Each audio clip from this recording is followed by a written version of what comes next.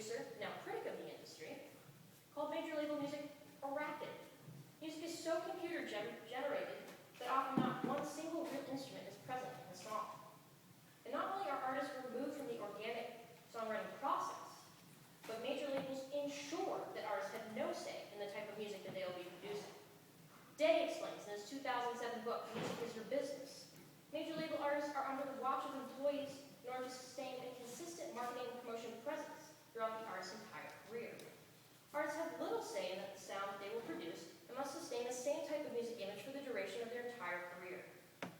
Whereas major label musicians are so far removed from the act of playing instruments, independent musicians are completely involved in the process of writing songs. Independent singers and bands have great autonomy. Indie artists take a hands-on involvement in creation, promotion, and distribution of their own music. For example, the band Hanson, most well known for the 1997 smash hit Mbop, is now a respected pop rock band. In 2003, the band switched from a major label to record their own private one. Since making the switch, they've produced 3 critically acclaimed albums. Instead of producing radio-piecing pieces like Mbop, Hanson now has a good reputation.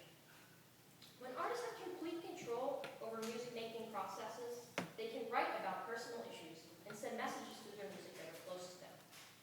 My final point highlights a most important difference of major labels. Major label companies strive only to make money.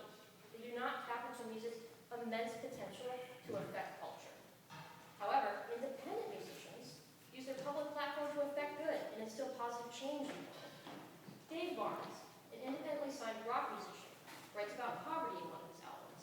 In his song entitled 10,000 Children, Dave sings, 10,000 children are my invitation to change. To continue in excess now suddenly feels so strange.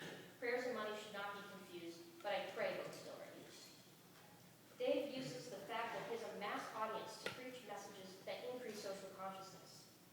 He uses his spotlight for good. Now, I'll recap the main points that should be remembered about the shortcomings of major label music versus the strengths of independent music. Major label music lacks in both content and quality, while independent musicians produce quality records. In terms of content, messages of sexism, misogyny, and drug and alcohol abuse permeate commercial lyrics. These messages are inappropriate and material. Producing a major record requires little knowledge of musicianship, whereas artists like Hanson, who are independent, do possess skills in musicianship. Lastly, independent musicians use music as a means to change society, an idea that is completely absent in major label companies. Next time you find yourself purchasing music, whether buying a CD as a gift for your daughter, or you're compiling that perfect pre-Bundy party playlist, or you're simply looking to expand your personal music library, consider the work of an independent artist. Like Kesha Rest. I guarantee, when you broaden your horizons,